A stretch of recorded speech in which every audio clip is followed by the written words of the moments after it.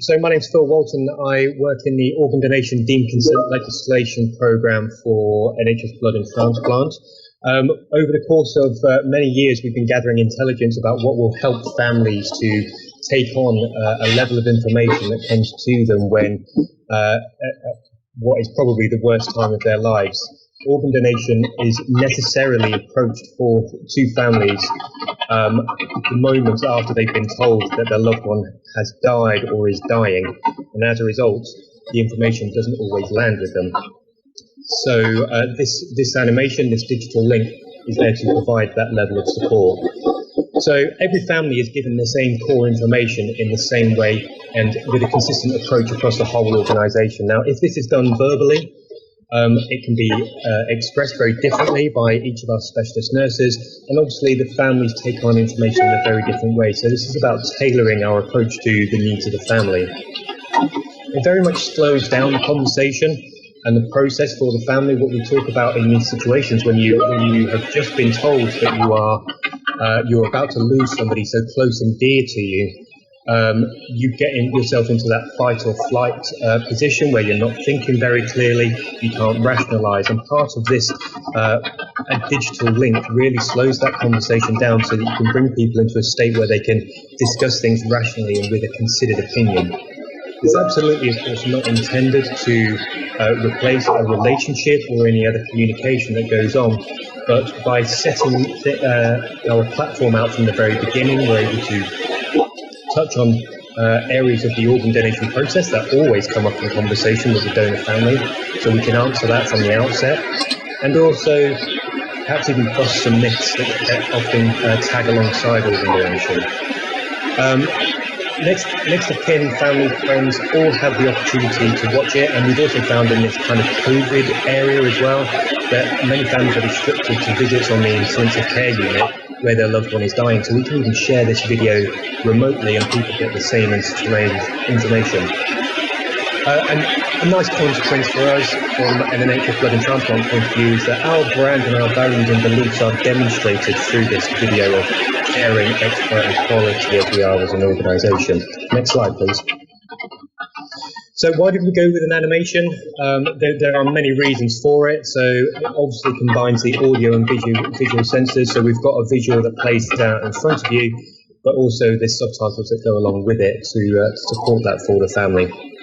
It is easy to absorb. It's not very. It doesn't require an awful lot of engagement to really get stuck into the detail, and we can absorb those messages much quicker. And as I say, many families are in that fight or flight scenario in the moments after they've been told that their loved one is dying.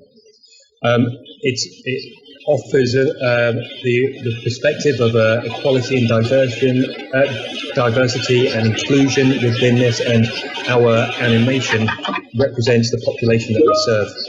So that's really important. And the video comes in under 3 minutes, so it's not a big shock for the family. They don't have to kind of get the popcorn out and get ready to watch the film. So it's over fairly quickly, but it gives some concise information, which is great. Next slide, please. So why did we choose this as an animation? And it's really interesting because it's been born out of an experience from one of our team members who, in the space of a pretty short period of time, they went and bought a new car, and then within the next week they went and opened a new bank account. And on both occasions, they sat down with the members of staff at those associated areas, and they were shown a digital video that just brought the baseline of knowledge up and put everybody on the same level of information, and then you can progress the conversation there. So it captured key phrases, key questions that are always asked, and delivered it in a way that was easily digestible and understood. And we just wondered, we're moving into a new world. This is a norm. Is this something that we can do in our organisation? So we're looking at putting that together. So next slide, please. Many of you will know that on the 20th of May 2020 this year, the Organ Donation Deemed Consent Act was passed and has been brought into action, which is commonly known as Max and Kira's Law. So Max Johnson, who was 9 years old at the time, received Kira Ball's heart after she had died in a car accident, and they very much became the face of this new legislation, which we hope will go on to save many, many lives in the future. The animated video focuses very much on the conversation rather than the law, but the law is there as a conversation piece to help those things along, and I think it's just important to touch on that. Next slide, please. Okay, hopefully this is where the audio-visual doesn't die on us, but I'm going to show you the video. Short video at a difficult time for you. Your loved one expressed a decision to be an organ donor, so we want to work with you to make this happen for them. As specialist nurses, we will support you through this. We offer this information to all families in your situation. Only 1 in every 100 people who die find themselves in the rare position of being able to help and save the lives of others through the gift of organ donation after they have died.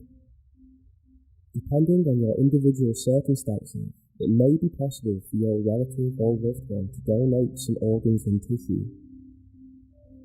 Your specialist nurse will provide further information and answer all your questions. Organ donation does not incur any costs for your family, affect funeral arrangements, or change end-of-life caregiving. For organ donation to happen, several tests will need to be carried out, and some detailed personal information will need to be gathered to help ensure that it's safe to transplant your loved one's organs into adults and children who need them most. Whilst the matching process takes place, there will be time for you to get some rest, spend time at the bedside, and ensure all key family members have the opportunity to visit and spend time together. During this time, we can also support your cultural, religious, or individual needs, whilst gathering any keepsakes you may like. A specialist team of transplant doctors will travel here to carry out the donation operation, and a specialist nurse will care for your loved ones throughout the process with dignity, care, and respect. Following donation, we can write to you with a commemorative pin, letter of recognition, and some information about the success of the transplants that may have taken place. All recipients are hugely grateful for the gift of an organ. Occasionally, recipients may also write with thanks to you for their special gift. A time of tragedy and loss for you could be a time of hope for another family, and the knowledge that your loved one could help change lives could leave a lasting legacy. If you support donation going ahead, we hope you will look back with pride on your decision. Okay, so I hope you get a feel for what that video could do for a family at a time that is just kind of their world has fallen apart. And I think that kind of, like I say, just slows the process down and brings everybody into a place where they can consider what their loved one may have wanted. I'm aware that I'm running short of time, so just for this slide and the next slide, if you want to move on, just to say that we have been talking to both our workforce, because they've got to implement this during those conversations, which represents a change for them. And change, not everybody accepts change, particularly when they've got to change their practice and do something differently. So we're making sure that they sit on that change curve well, and that we're addressing issues and concerns, and we're learning from the live environment, as well as we've also spoken to clinicians and families, and I'm just trying to understand how they felt the video has gone down with them. Obviously, most families, a high proportion of families, will only ever experience an organ donation event only once in their life, so they've got no reference point, but what we are seeing is that nobody has antibodies to it, and there's no adverse reactions to that video, and in fact it has been very helpful. Next slide, please.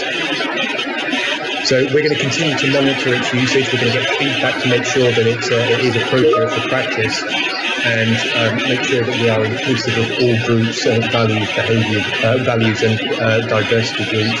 This link is also available in a few other languages, prominent across the UK, so Urdu, Punjabi, and I think Polish as well. So we have that to open that up. Louise, I can see you there. I'm finishing off, I promise. So as I said earlier on, during these COVID times, we can share this link outside of the clinical environment, so that people can be kept abreast of the situation. I think the next slide is the last one. There we go.